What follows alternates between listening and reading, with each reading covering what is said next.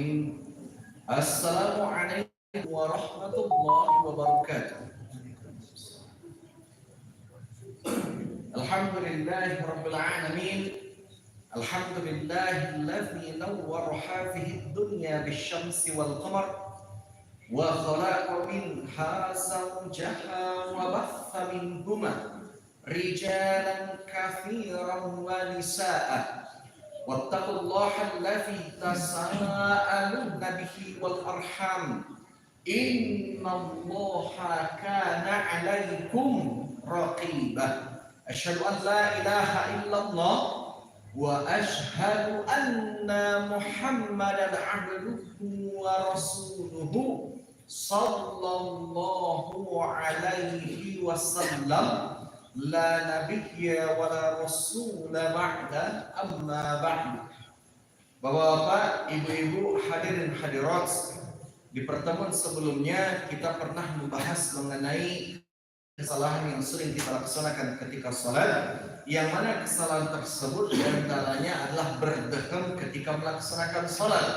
Yang memang berdehem ini itu ada berdehem yang diperbolehkan, seperti kita berdehem untuk membersihkan kerongkongan, atau misalkan kita berdehem bagi perempuan untuk memberitahukan kepada tamu atau mungkin abang-abang kurir yang sedang mengantar paket bahwa ada orang di dalam rumah, hanya saja belum bisa untuk keluar saat itu juga.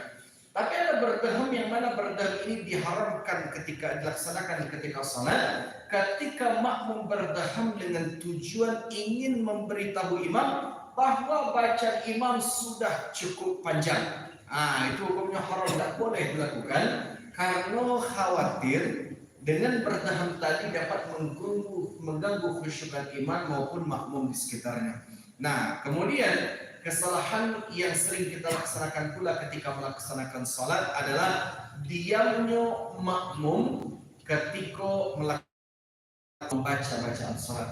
Perlu diperhatikan wahai saudara-saudaraku sekalian, ada perbedaan hukum antara misalkan Al-Fatihah dalam ibadah salat dengan hukum mengaminkan bacaan imam. Kedua ibadah ini itu memang sama-sama dilafazkan, atau setidaknya itu mulut kita kok komat kami, kalau bahasa awaknya mungkin mete-mete itu Bapak Ibu sekalian. Jadi dibaca secara sir. Bedanya adalah kalau membaca Al-Fatihah itu hukumnya rukun, wajib. Sebagaimana dalam hadis disebutkan la salata liman lam yaqra bi Fatihatil Kitab. Tidak sah salat kalian kalau kalian salat tapi tidak membaca Al-Fatihah. Sehingga rukun membaca Al-Fatihah sendiri merupakan rukun qauli. Yang mana rukun qauli itu dalam artian rukun dalam berbentuk bacaan. Ustaz, boleh nggak kami membaca Al-Fatihah dalam hati? Jawabannya tentu tidak. Karena satu-satunya rukun qalbi, rukun yang berhubungan dengan hati, itu hanyalah masalahnya. Karena itulah wahai saudara-saudaraku sekalian, untuk membaca Al-Fatihah minimal kalaupun tidak dijaharkan, tapi biarkan mulut bergerak ketika membaca Al-Fatihah. Sedangkan membaca amin, nah disinilah letak perbedaan antara yang bacaan Al-Fatihah ataupun membaca bacaan amin. Kalau Al-Fatihah itu rukun, tidak dibaca salatnya tidak sah. Ia baca dalam hati salatnya tidak sah. Beda dengan amin. Ustaz, kalau kami sebagai makmum kami membaca amin hukumnya apa Ustaz? Hukumnya sunnah. Nah, kalau yang afdolnya perempuan cukup disirkan saja. Dalam artian cukup dipelankan ataupun dibaca di dalam hati. Beda dengan laki-laki yang mana dianjurkan untuk dijaharkan. Nah, ingat saudara-saudaraku sekalian, kedua hal tadi itu memang sama, mulut kita bergerak, tapi bedanya terletak di masalah hukum. Kalau Al-Fatihah tidak kita baca, salatnya tidak sah. Al-Fatihah kalau dibaca dalam hati, salatnya tidak sah. Tapi kalau mengaminkan bacaan imam, kita tidak mengaminkan bacaan imam, salatnya tetap sah, tapi kita merugi di situ. Hati-hati saudara-saudaraku sekalian. Kesalahan berikut yang sering kita laksanakan ketika melaksanakan salat, tidak mengaminkan bacaan imam. Lalu timbul pertanyaan, Ustaz, kalau kami mengaminkan bacaan imam, imam baca amin dulu baru makmum, atau makmum dengan imam serentak dalam membaca amin. Kalau kita tengok kitab Irsyadus Salikin min Akhta'il Musallin, itu kitab karangan Syekh Mahmud Al-Misri, itu di antara kesalahan salat yang disebutkan, banyak makmum yang tidak mengaminkan bacaan imam. Di situ akan dijelaskan ada sebuah hadis, apa kata Rasulullah? Jika qala al-qail, ketika imam membaca ghairil maghdubi alaihim waladdallin, faqala man khalfah, maka orang di belakangnya menjawab amin. Idza wafaqa qawluhu biqawli ahli sama, ketika berbarengan bacaan imam kemudian bacaan makmum dan bacaan penduduk langit. Ustaz, siapa sih maksud dari penduduk langit? Jawabannya adalah para malaikat. Jadi ghufira lahu ma taqaddama min dzambih, diampuni dosa-dosanya yang telah berlalu. Karena itulah wahai saudara-saudaraku sekalian, ketika imam selesai membaca waladdallin, maka kita serempak membaca amin. Baik imam maupun makmum serempak membaca amin, tidak makmum dulu atau tidak pula imam terlebih dahulu. Lalu bagaimana dengan perempuan Ustaz? Perempuan pun seperti itu juga tetap membaca amin, hanya saja berbeda hukumnya dengan laki-laki. Kalau laki-laki dianjurkan untuk dijarkan, kalau perempuan dianjurkan untuk disirkan. Dalam artian itu, ingat saudara-saudaraku sekalian, suara perempuan itu hukumnya aurat, maka tak boleh terdengar oleh laki-laki. Maka perempuan itu membaca cukup disirkan saja. Nah, hati-hati wahai saudara-saudaraku sekalian. Itu kadang ketika ambo pribadi menjadi imam sholat Jumat, itu kadang banyak anak-anak kita yang tingkat SMP ataupun SMA, itu kadang membaca amin itu panjang. Ustaz, kami kalau membaca amin panjang a dan min itu berapa harakat? Jawabannya 2 Bapak Ibu sekalian. Amin cukup 2 harakat saja. Akan banyak ada orang yang membaca 6 harakat. Hati-hati saudara-saudaraku sekalian. Hukum mempermainkan bacaan salat hukumnya haram.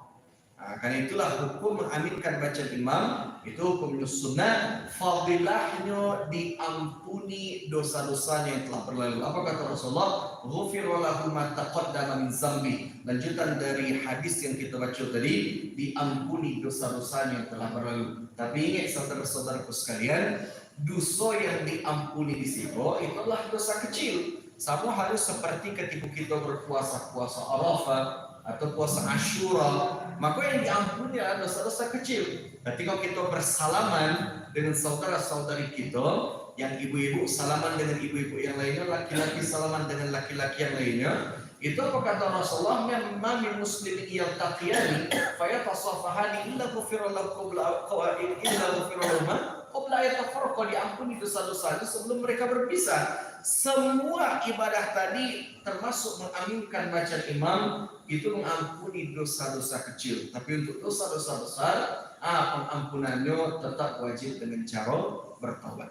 Dan itulah wahai saudara-saudaraku sekalian, kesalahan yang sering kita laksanakan ketika melaksanakan salat, tidak mengaminkan dan salah dalam mengaminkan bacaan imam. Kemudian kesalahan kedua yang sering kita laksanakan ketika salat itu menengadahkan pandangan ke arah langit-langit. Nah, untuk kesalahan seperti itu Rasulullah pernah memberikan sebuah ancaman kepada para sahabat. Apa kata Rasulullah? La yana aqwamun an rafihim absarahum 'inda du'a fi shalah ila sama'.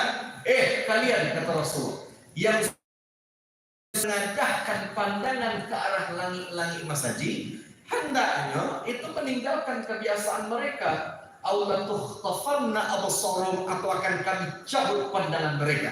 Dan itulah wahai saudara-saudaraku sekalian, itu kalau ditengok-tengok, Ustaz, kenapa sih Rasulullah melarang para sahabat untuk melihat ke atas? Kalau di zaman sekarang mungkin lebih masuk akal, Ustaz, karena masjid-masjid sekarang itu memiliki desain interior yang bagus. Nah, kalau dulu di zaman Rasulullah, apa yang ditengok oleh para sahabat? Jawabannya wallahu a'lam Bapak Ibu sekalian. Tapi ketika menempuh pendidikan di Mesir dulu, ambo pernah sekali itu mendaki Bukit Sinai. sampai Nabi Musa alaihissalam menerima wahyu, itu karena memang tidak ada polusi cahaya dari, artinya tidak ada kota, tidak ada penerangan dari daerah sekitar, itu memang gelap gulita. Sehingga ketika kita tengok langit bersih, langit Mesir kebetulan waktu itu lagi bersih, sehingga bintang yang kita tengok itu luar biasa. Kalau kita tengok bintang di malam hari di Bukit Tinggi, mungkin kita akan melihat bintang yang paling terang 1, 2, 3, 4, 5, bisa dihitung jari. Tapi Masya Allah kalau tidak ada, rasanya indahnya langit pada malam hari tersebut. Nah, bisa jadi wallahu a'lam itu yang ditengok oleh para sahabat ketika melaksanakan sholat. Nah, Rasulullah marah.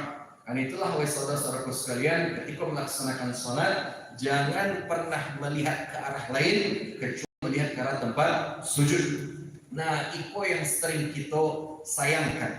Apalagi banyak di antara kita kini itu menjelang pilkada, banyak di antara kita yang kadang ke masjid pun mau membawa baju yang diberi oleh caleg-caleg tadi.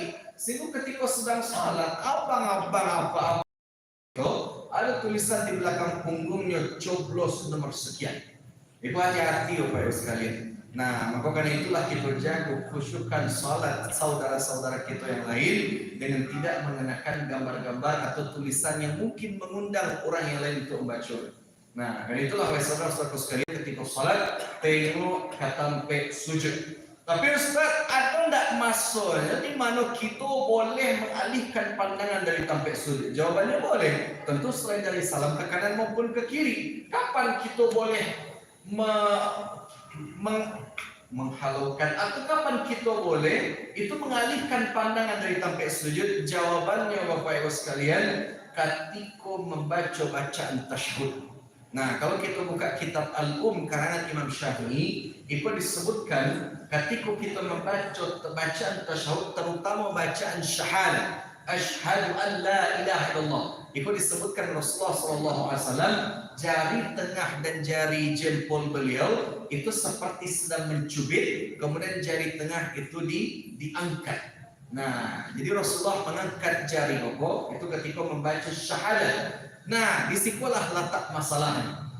Memang dalam hadis disebutkan wa wada'a kaffahu al-yumna 'ala fakhdahu al-yumna thumma yuharrikuha, kemudian menggerakkan jarinya. Nah, digerakkan jari di situ ada yang menggerakkan sekali saja. Itu pendapat Imam Syafi'i dan Imam Abu Hanifah. Dan ada pendapat Imam Maliki mengatakan memang yuharrikuha, menggerakkan dalam artian secara tekstual memang digerakkan. Yang mana yang sah Ustaz? Kedua-duanya sah. Boleh, tapi yang pribadi itu kata Imam Syafi'i dalam kitab Al-Um. Imam Syafi'i mengatakan saya lebih ketika jari itu digerakkan cukup sekali saja. Kalau kita tidak bisa menafikan Bapak Ibu sekalian, ketika kita mengangkat jari, pandangan yang awalnya kita mencari ke tepi sujud kita alihkan ke jari. Tapi ketika orang di sebelah kita jarinya itu benar-benar mencuri perhatian kita. Kadang ambo pribadi kadang sholat di samping apa pengen ambo pacik telunjuknya niat lah. Kadang sering seperti itu karena dikhawatirkan bisa mengganggu khusyukan jamaah di sekitar. Tapi kalau ada jamaah yang tetap ingin menggerakkan jarinya, sih boleh-boleh saja, tidak ada masalah. Hanya saja ingat saudara-saudaraku sekalian, ketika kita sujud, ketika kita melaksanakan sholat, pandangan ke sampai sujud, ketika kita mengangkat jari, di saat itulah pandangan kita alihkan ke arah jari-jari kita.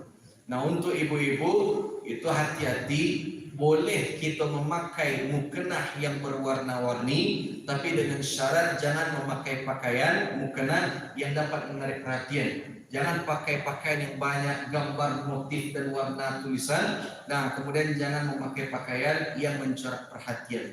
Mudah-mudahan dengan dua kesalahan ini kita dapat mengimprove kualitas dan kuantitas ibadah kita sehingga bisa menjadi dan mendapatkan ibadah yang jauh lebih baik daripada ibadah di hari-hari sebelumnya. Bila itu wal hidayah. Assalamualaikum warahmatullahi wabarakatuh. Allah